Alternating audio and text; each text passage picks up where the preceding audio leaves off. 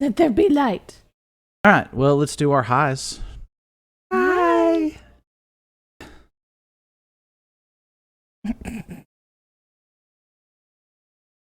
Why can't I ever do this the first time? I don't know. I don't know. I'm just like, giggle, giggle, giggle, giggle, giggle. All right. Nope.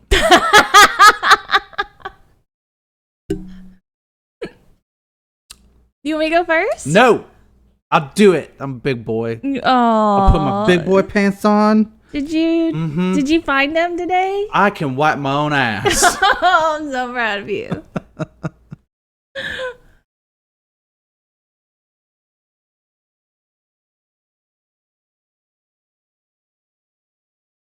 My turn? Mm-hmm.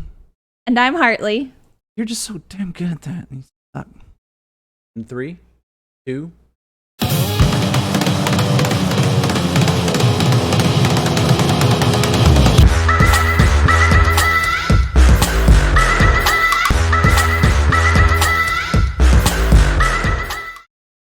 Hi. I'm Hawk. And I'm Hartlee. And we are here to talk about books. Are we? A book in particular. I thought we were here to talk about the bane of my existence. Your crushing expectations. My crushing expectations? Do you know how daunting it is to be given a 16-book series? 15. 14 and a half. Okay, 14 and a half. It's a lot. Yeah. It's a lot. Mm-hmm. And they're not like, small. No. It's because this is a real book. It's a grown-up book. It's a real book. Written by... A genius, according to you. He is a genius. The more I find out about Robert Jordan, the more I just, wish I could have met the man. I found out that he used to write Westerns. I thought that was cool. And Conan books. Oh, Mm-hmm. that's even Under cooler. different names. He is cool. He's cool. I think he was a Marine. He served. Pretty sure. I might be completely wrong. Do you have an author crush? Well, yeah. But he's not the only one. You're an equal opportunity crusher. Mm-hmm. Mm-hmm. Sure. Like it's like you go to the bar, right? Yeah. Right? Yeah. And there's always that person there that's just a comfort to you. That's Robert Jordan. Robert Jordan's the bartender. Nerdy girl at the end of the bar. That's Brandon Sanderson. Always has stories. Rothfuss is this punk chick, with a haircut that's probably real similar to mine, but down. Wearing a Black Flag t-shirt and tuning up her Fender Strat, and her songs only make sense about the third time you really listen to the lyrics. And then, lately, I dipped my toes into a political beehive. Are you? Here for a second. Bzzz. Yeah. There's this little Chinese chick in the end of the bar that's about to just break my soul. 1,000 times. Have you finished that yet? I have. Are you okay? I'm okay. I watched a bunch of really cute cat videos after finishing Poppy War. I'm scared. The series is devastating. It's fantastic. Fantastic. Devastating. I have the first one, but I'm scared. You should be. That's not helping. Face your fears. Come out with that chin confidence. Okay. So I can just put Wheel of Time down and go ahead and go to Poppy Wars? Nope. But today is the Dragon Reborn. Is the Dragon Reborn. And third book of the Wheel of Time. Correct. And it's kind of a book that is devoid of our main character for a large portion of it. But yeah, so let's just let's get straight into it. Let's jump off in the deep end. Compare, Jordan, in my opinion, is pretty consistent as far as writing quality goes. But like, how's this one stack up? I liked it better than I liked the first one, but not as well as I liked the second one. Okay. So it's there. I don't know. I had to be creative when it came to ratings. Okay. Well, let's jump straight into characters, because this is kind of the book where we really start seeing a divergence from one or two plot lines. We get 3, sometimes 4, 5 plot lines going at the same time. Tell me about your favorite characters. Favorite characters? Tell me about your favorite characters. Okay, there's a metric crap ton of characters at this point. There's not, but there is. But there isn't. Isn't there like 286 some odd named characters in this thing? Named characters, probably, yeah. And like half of those are POV characters. Yeah. And then even the throwaway ones aren't throwaway ones. They come back later. Mm-hmm. Like some random innkeeper in chapter 2 is going to come back around. I mean, a ship's captain. You're not wrong. I know I'm not wrong. It's a lot to keep up with. Well, that's why I asked you about your favorites. There's a ton of them. That's why I said favorite characters. Words mean things. Heron again, probably. Perrin again? Or Elaine. Perrin does have a good arc in this book. Like you pretty much start with Perrin and dang near end with Perrin. Yeah. He's kind of our Rand substitute for a big part of this book. Rand's our main character, but you hardly see him. Mm-hmm. I definitely care nothing for him except for when he actually gets to the stone. Then he becomes interesting again. Before that, I'm just like, what you doing, bro? Well, running from dark hounds and killing dark friends. Yeah, but he's like causing a bunch of trouble, and he ran off on his own, and of course his friends are going to go after him. Well, you remember how you said the first video that Moraine not telling you things is going to wear for you real quickly? Well, it wore out for Rand a hell of a lot quicker. Yeah, I know. I don't blame him. I don't blame him, but at the same time, like, it's not... Okay, I'm going to say something. I'm going to say something, and you're not allowed to gloat. You're not allowed. Do I have to make a promise? Yes. Can I promise not to try? Or promise to try not to? Like, really try?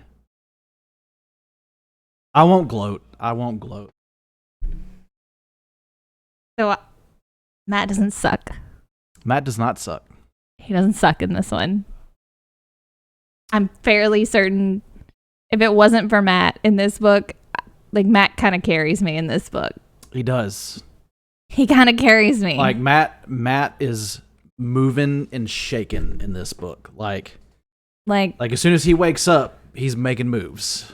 Like, I still hate him when he's unconscious because he's stupid. And the reason he's unconscious is because he's stupid. Yeah. But then he wakes up and he fights the Gamelin boys and whoops their asses, and that's cool. Mm-hmm. And then he finds Tom. Mm-hmm. And then, the fireworks chick. Aludra. Yeah. Yeah. Yeah. The Illuminator. And then he's just like, I'm not a hero, while doing heroic shit. Yeah. Which is epic and fun. While literally spraying gold all over the place. Like, gold is literally coming out of his ass. Yeah. He just keeps winning this luck thing, and then he starts, having these memories, and then he has, what is it, Old Tongue? Yeah, he speaks a lot of the Old Tongue. Yeah. He still doesn't really know what he's saying. He does it randomly. Yeah. Which and then he's like, oh, they're going to try and kill Elaine. That's bad. I'm not a hero, but I'm gonna go save Elaine and the girls. Mm-hmm. And then he's on a roof, and then he climbs up the side of the stone, and then he sets off some fireworks, and I'm telling you, he carries me. Yeah. Matt goes from plot device to having his own agency. He does. And when you see Matt, damn it, when you see Matt carrying his own story for his own under his own volition, it's good stuff. And he's funny now. Well, he was always kind of funny. There was just that tinged by him being an unmitigated asshole. Oh my in God. The first two. I hate that I can't hate him. You hate that you can't hate him. I hate that I can't hate him. Okay, well. Because I had a good hate going for 2 books. 2.5 books. Okay, so you said Perrin, and and Matt's come around. And Matt's like top 3 this time. I want to hear. This is where I'm going to gloat. Oh God, don't do it. I want to hear why Elaine is your other choice for favorite. But I don't wanna. I can do it for you. It's gonna be worse. It'll be worse. It's gonna be worse. It'll be worse if you do it. Mostly by comparative. Like, mostly she's my favorite right now because Elaine and Egwene piss me off in this book. Not even Egwene? Who did I say? Elaine. Yes. Not even Egwene? Not even Egwene pissed me off in this book. Yes. So by comparison, Elaine is just fantastic. Oh, yeah. Because she's not being a bickering hag like the other 2. Oh, yeah. She's just like, would y'all chill? Yeah. And I'm mad because I love Nynaeve in the last book. And she regressed hard in this one. Well, she backslid. I expected Egwene to have some issues. Yeah. I predicted it. And she did. And then not that and going through the little accepted ring thing. Yeah. Like, I get why she's kind of... Like, her world's kind of really turned upside down. She deserves to be a little snarly. Like, so I feel a little bit... Not quite as snarly as she is, but she deserves to be a little snarly. Well, and in defense of Nynaeve, like, you watch someone... And you've done this just like I have, because we both have... younger siblings that are a good deal younger than us. Yeah. And you watch them grow up, and you know they're grown up. But there's that thing in the back of your brain where that is still your baby sister. Yeah. And your baby sister tends to be a little headstrong, or tends to rush into things, or tends to do this, and... to be impulsive. And you want to, like, smack them on the hand and be like, hey, like, calm down. I got this. Is what big brother's for, or big sister's for. Yeah. And then they're like, excuse me, I'm 25 years old. And you're like, oh yeah, you are. I'm sorry. So I'll say that much for in defense of Nynaeve. And that's all I'll give, because they just exhaust me. Yeah. If it wasn't for Elaine in those story beats, even... You get to meet Maidens of the Spear, and you kind of get some of their... Oh, those bitches are cool. Oh, they are so cool. I want to be one of those bitches. Oh, everybody wants to be one of those. And you meet... you get to kind of get to see the Aiel, a better explanation of the Aiel from their eyes. Yeah. And you get your first real look at Tyr is through their eyes. And what they're doing is undoubtedly probably one of the single bravest actions of the book, because they know they're walking into a trap. They just do it bickering the whole way. Like, the only other thing in storytelling that I've seen that's quite as bad is Han Solo and Chewbacca. Like, they're constantly bickering while they're saving the universe or galaxy. The only thing that makes it better is you can understand Han, you can't understand Chewbacca. And it makes it funny. Yeah. Like, no, we're not going to go running in there. Like, we're going to do this smart, you know? Yeah. I know you're stronger than they are. I don't care. Like, I'll still get my head blown off. Like, so it makes it funny. Right. And in their case, it's not funny. It is the opposite. You're talking about Nynaeve? Nynaeve and Egwene. Egwene, yeah. So you're talking about the Aiel. You switched topics on me No, so like quickly. I'm talking like their amount of bickering is exhausting. Like, yeah. I just wanted Elaine to, like, you know, so hog tie them and cover their mouths with tape. Would it be safe to say that those two are your least favorite of this book? Yeah. Okay. That or Moraine, she kind of makes me mad too. Except she's got Balefire, and then I like her again. Yeah. Like I think my least favorite of the book are also Nynaeve and Egwene. Yeah. While I understand it, it's still annoying. It is annoying, and my favorite is definitely Matt. Like every reread for me, when I hit book 3 and they make it to Tarvalin, I'm like, oh, Matt's about to start doing some really cool stuff. I can't bring myself. I cannot bring myself to say he's my favorite in this book. That's fine. So I'm gonna say he's that mine. Perrin or Elaine. Yeah, Perrin's story, Perrin's arc, that whole him, you know, kind of discovering more about himself as the wolf, getting to see a real life example of what his future may look like.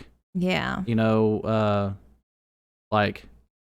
the whole. It's just when he goes, oh my gosh, when he goes into the blacksmith shop and he's just like, look how pure this is. Like, this is who I'm supposed to be. Mm-hmm.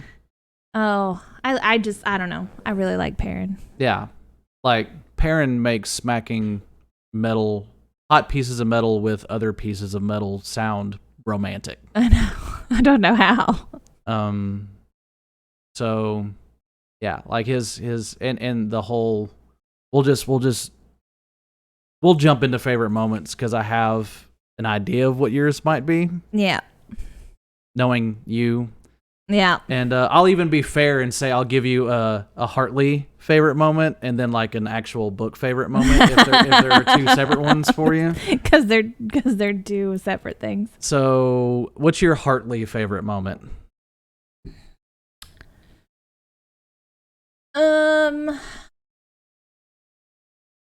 It's kind of like a whole arc thing, but like the whole thing with Perrin and Fael is my favorite. Mm-hmm. Especially there at the end when he goes in to save her from the little dream world.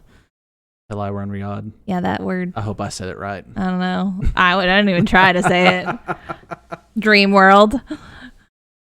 AKA dream world. The world of dreams. Yeah. Till I run Riyadh. Oh, if I got that right twice in a row.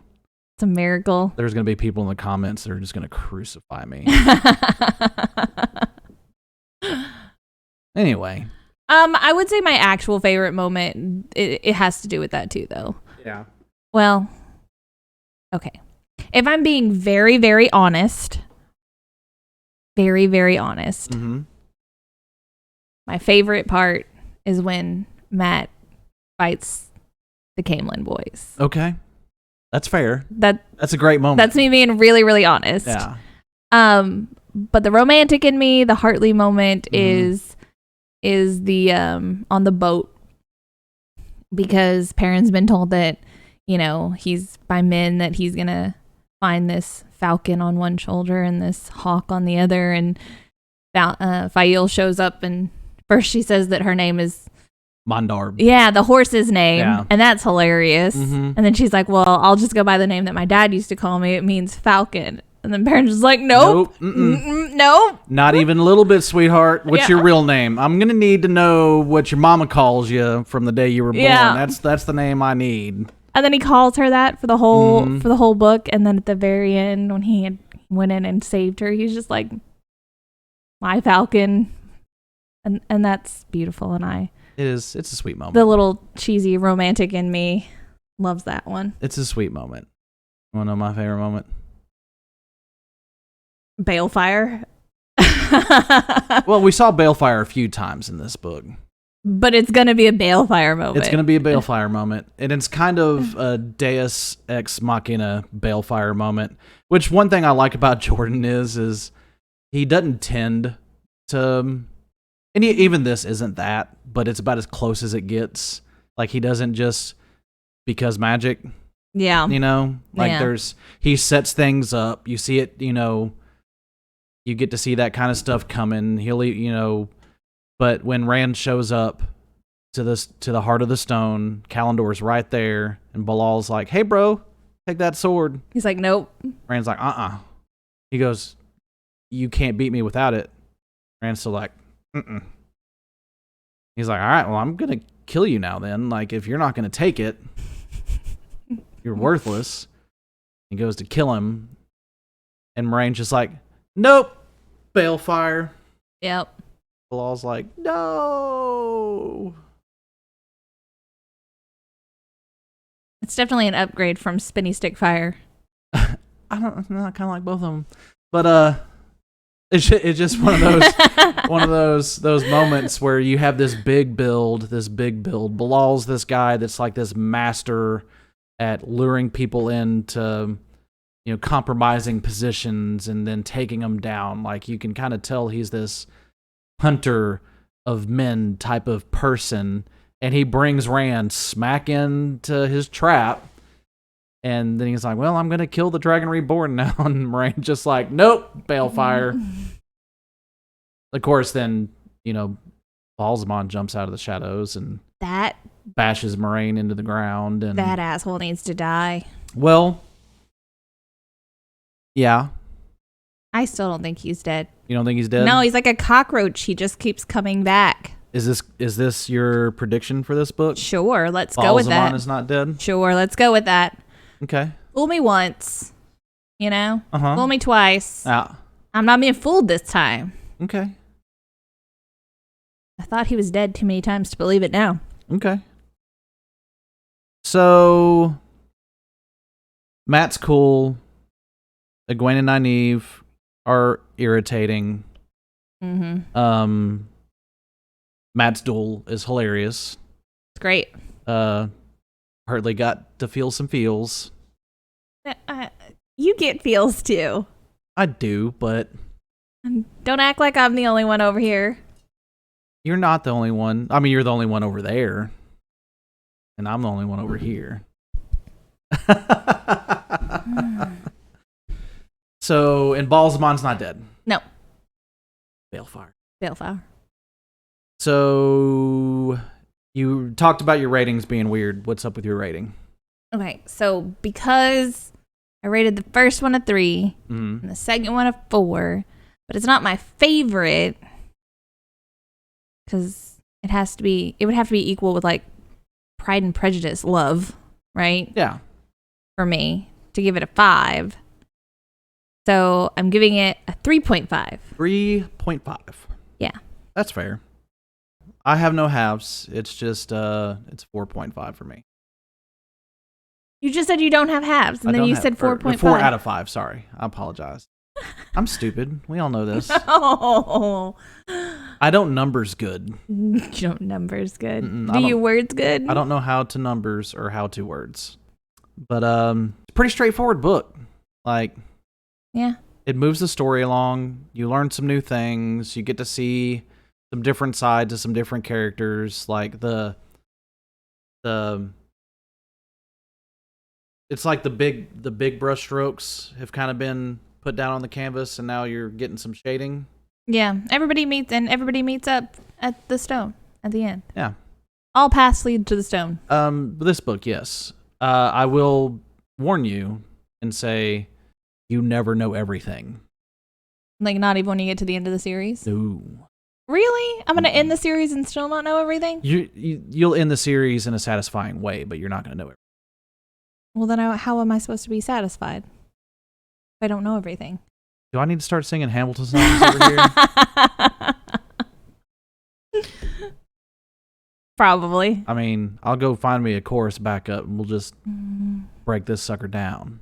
No. I already started the next book, actually. So I'm not more than a couple chapters in, but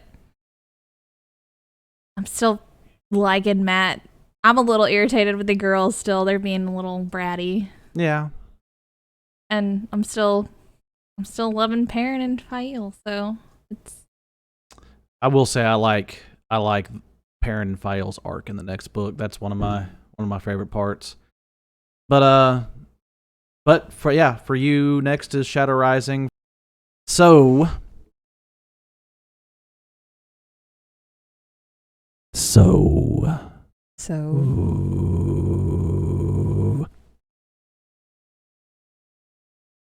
anyway,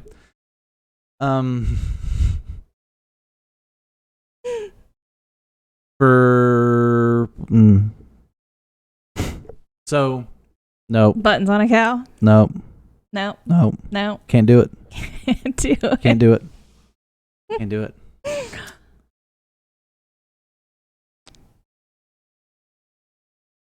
So, keep reading? Yeah, keep reading. Keep reading.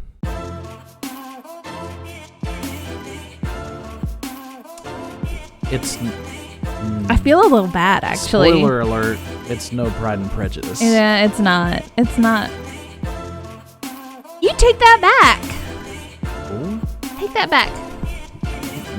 She's a good writer. She's a good writer. So you don't spit on her grave, sir. Her subject matter is crap.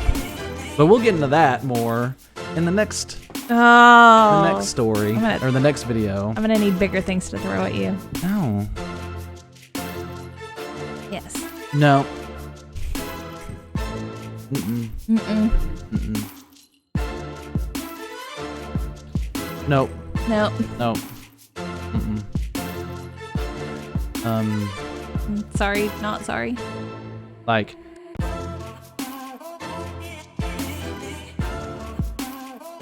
Yeah. And it's going to be scathing. Scathing? Scathing. It's not. It's probably not going to be scathing. Oh no, bring it. I'm not gonna be nice. What? Yeah. Bye.